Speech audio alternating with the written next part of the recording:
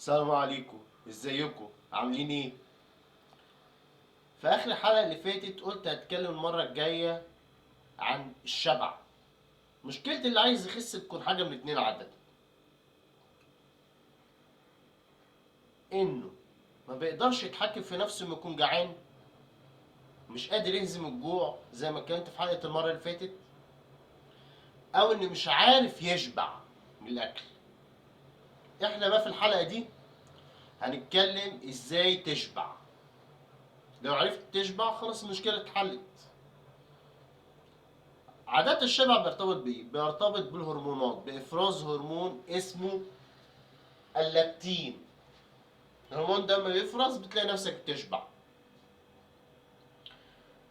طب وعادة الناس ما بتشبعش يبقى عندهم اختلال في إفراز الهرمونات. طب إزاي أنظم إفراز الهرمونات جوايا بحيث إني أشبع وأخس؟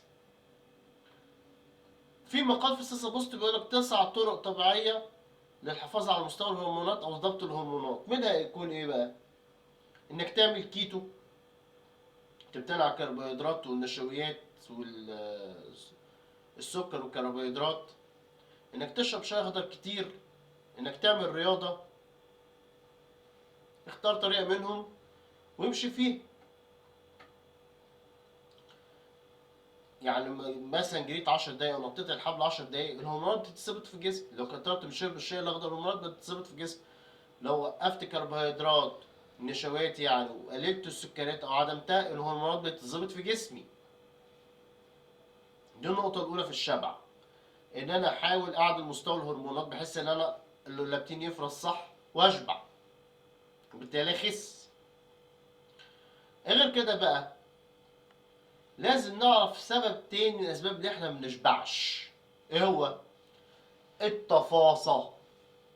الواحد يكون ديني من الآخر، يكون قدامي طبق كبير يصعب عليا إن أنا أسيبه مش خلصان. للأسف دي حاجات اتعلمناها كده وأنا صغير، لازم تاكل الطبق لآخره. ده غلط. انت اول ما تشبع المفروض تسيب الاكل. طب ايه الحل لو انا حاسس نفسي طفس؟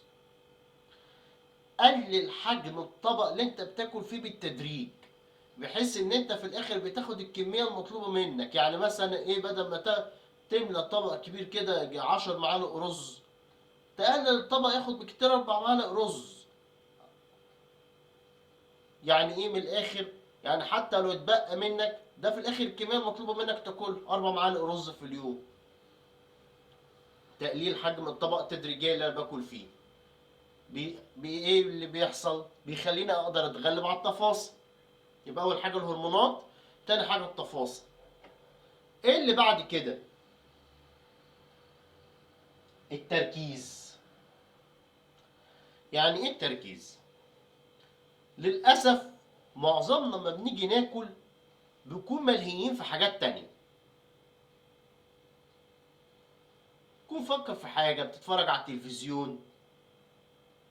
في مقال في سياسة بوست عجبني قوي اسمه رجيم الفلسفه. يعني بيقول لك الانسان لما بياكل وهو مركز في الاكل بيستمتع بالاكل، بالتالي بيشبع بسرعه.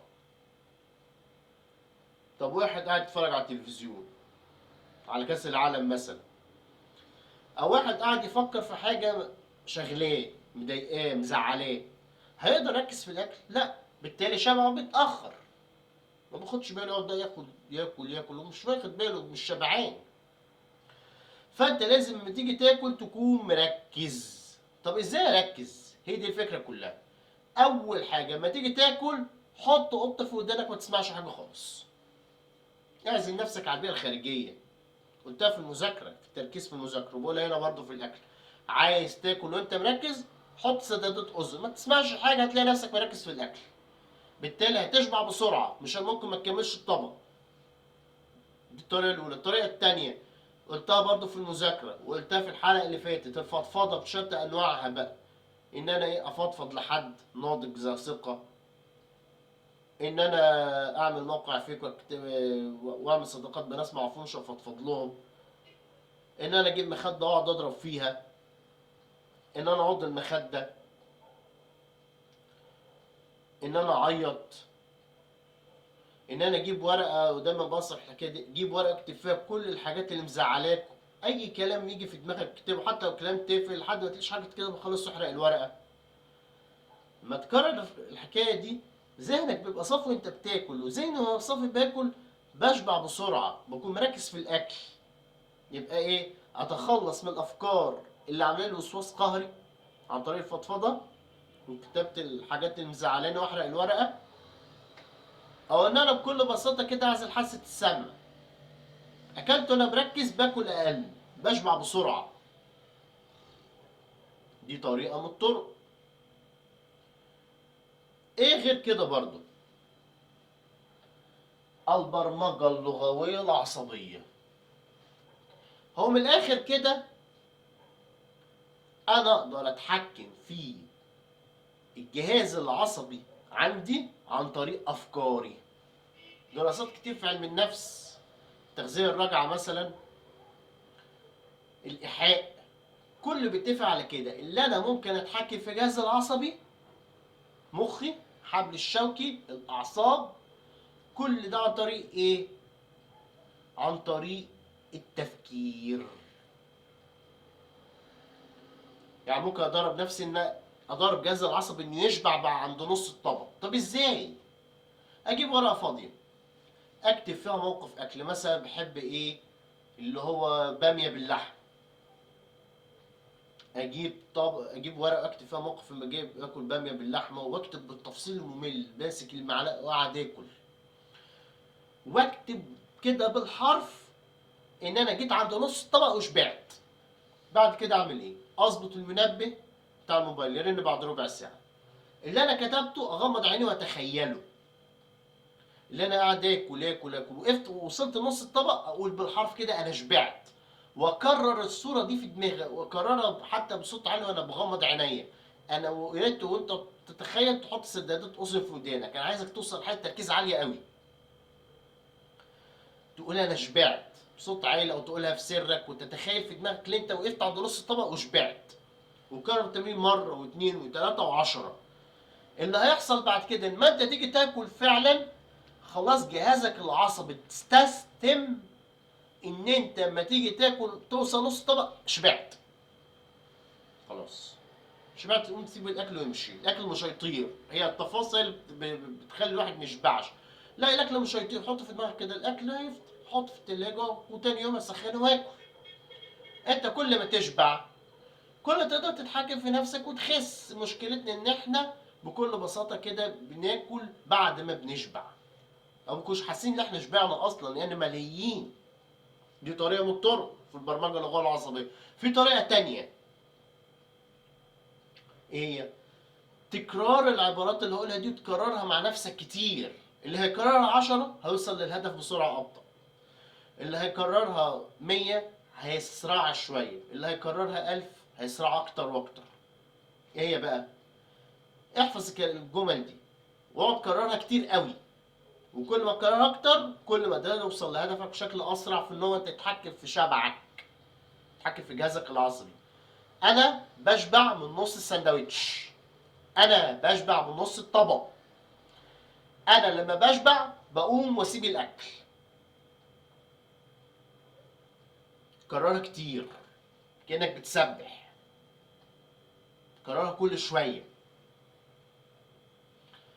حطها في ورقه جنب سريرك واقراها قبل ما تنام اول ما تصحى. سجلها على الموبايل واسمعها قبل ما تنام، وخليها كمنبه اول ما تصحى. الجمل دي تسمعه اول ما تصحى كمنبه يعني. دي نقطة. ويا ريت كمان تسمعه وانت نايم. الافكار بتيجي من ايه؟ اللي بتحكي فيها في الجهاز العصبي، تخليها تحكي في الجهاز العصبي من تكرار عبارات.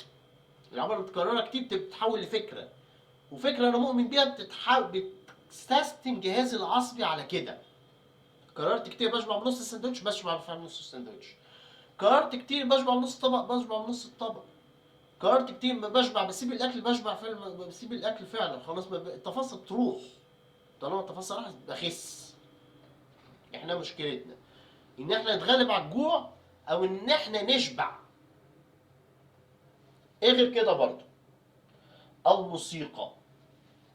مش عايز تحط سدادون دي انت حر، بس لما تيجي تاكل حاول على قد ما تقدر تسمع موسيقى هاديه. دراسات اتعملت على اثر الموسيقى لو ان الموسيقى الهاديه اللي الواحد بيسمعه وهو بياكل بتخليه هادي مسترخي. طول ما انا هادي ومسترخي بقدر اقاوم الجوع زي ما قلت في جوعي نفسي امبارح. وان انا بكل بساطه كده بشبع بسرعه. انت لو جبت كرة اعصاب وقلت لهاش امبارح كان المفروض اقولها وقعدت تضغط بيها كل شويه تلاقي نفسك بتهدى. جيبها وانت بتاكل. انا باكل بايدي اليمين بايدي الشمال ماسك ايه؟ كرة اعصاب. واقعد اهدي نفسي خالص واكل وانا هادي او اسمع موسيقى هاديه الاقي نفسي بهدى. بلاقي نفسي بهدى بشبع بسرعه. دي دراسه من الدراسات. ايه غير كده برضو؟ نتكلم شويه في الاكتئاب. بيقول لك ان الانسان اللي بيجي له اكتئاب عاده بيحصل له حاجه اسمها اكترار المواقف السيئه في حياته. يعني بيقعد يسترجع الحاجات اللي وحشه اللي حصلت له في حياته. خناقه هنا، اهانه هنا، الم هنا. يقعد يفتكر. وانا قلت امبارح اللي بيكون بكل بساطه كده عنده حاله نفسيه سيئه يا بيبطل اكل خالص يا اما بيجوع على طول ياكل كتير ما بيشبعش. طب ايه الفكره بكل بساطه هنا؟ الفكره حديث بيقول لك ايه؟ بيقول لك واتنين بيجوا في يوم القيامه. واحد انعم اهل الارض بتحط غمسه في جهنم ويطلع منها. بيقول لك ايه؟ بيقول لك ما شفتش نعيم قط. واحد عكسه اشقى اهل الارض بتحط غمسه في الجنه يطلع منها ويقول ما شفتش شقاء قط. دراسه اتعملت على ناس قريتها في ساسا بوست عن اثر سير وسط الاشجار. لو ان الناس اللي بتمشي وسط الاشجار نشاط الفص الجبهي عندها بيقل. معنى كده ان تفكيرهم قل في الذكريات المؤلمه. في حين ناس تانية مشيت في اماكن ما فيهاش شجر نشاط الفص الجبهي عندهم كان زايد. يعني فكر في الذكريات المؤلمه. التجربه دي دايما كنت بقولها في العلاج النفسي. بقولها للطلبه لما بتجيلك حاله نفسيه سيئه اعمل التجربه دي كل يوم لمده شهر نص ساعه كده. جيب ورقه اكتب فيها شعورك. انا النهارده زعلان.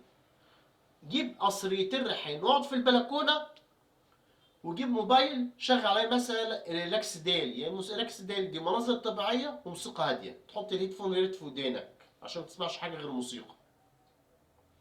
تشوف مناظر طبيعيه وتشم الريحان وتسمع موسيقى هاديه تلاقي نفسك تسترخي كانك بتعمل ديتوكس لروحك. عارفين الديتوكس بتاع الاكل؟ ان انت بتاخد ليمون وتاخد عصاير وخضروات كده عشان تتخلص من سموم الجسم. بتعمل ديتوكس لروحك. تلاقي نفسك بتسترخي وبتهدى كانك ماشي وسط الشجر. ايه اللي بيحصل؟ بتتوقف في الذكريات السلبيه في دماغك. بدل ما تعمل حكايه الفضفضه اللي مش مريحاك تتوقف في الذكريات السلبيه. تلاقي نفسك بتاكل وانت مركز. تاكل وانت مسترخي. تلاقي نفسك بتاكل اقل بتشبع بسرعه. فبكل بساطه كده انت لو عملت التجربه دي كل يوم لمده شهر حتى من غير اكل. مش قصدي على الاكل بتكلم بشكل عام. هتلاقي نفسك بعد الشهر ده صحتك النفسيه بقت احسن. بقولها دايما للناس اللي بيجي لهم حاله نفسيه. دي ان شاء الله هتكلم عنها في فيديوهات. الناس اللي بيجي لها حالات نفسيه سلبيه من غير سبب. بيقول زعلان من غير سبب متضايق من غير سبب. لا اسباب كتير على فكره. ان شاء الله بعمل عنها سلسله فيديوهات. لكن بكل بساطه كده انا بطلب منك اما تيجي تاكل حاول توفر نفسك بيئه جميله. البيئه الجميله دي هتعمل ايه؟ هتوقف تذكر الذكريات المؤلمه. طول ما انا مسترخي ما افتكرش حاجات مؤلمه بكون مركز في الاكل بكون هادي باكل اقل بشبع بسرعه. كده خلصنا موضوع الشبع. بكل بساطة كده بقى الحلقة الجاية إن شاء الله هتكون عن إيه؟ عن المشكلة اللي ناس كتير بتعاني منها. إن أنا بمشي جنب المطعم بلاقي نفسي كأني كده اتسحبت ورحت أكلت بقى ما لذ وطاب ومش عارف أتحكم في نفسي. أوقف الصيام المتقطع. بوظت الرجيم. بوظت الكيتو. ده إن شاء الله موضوع الحلقة الجاية. عن إذنكم.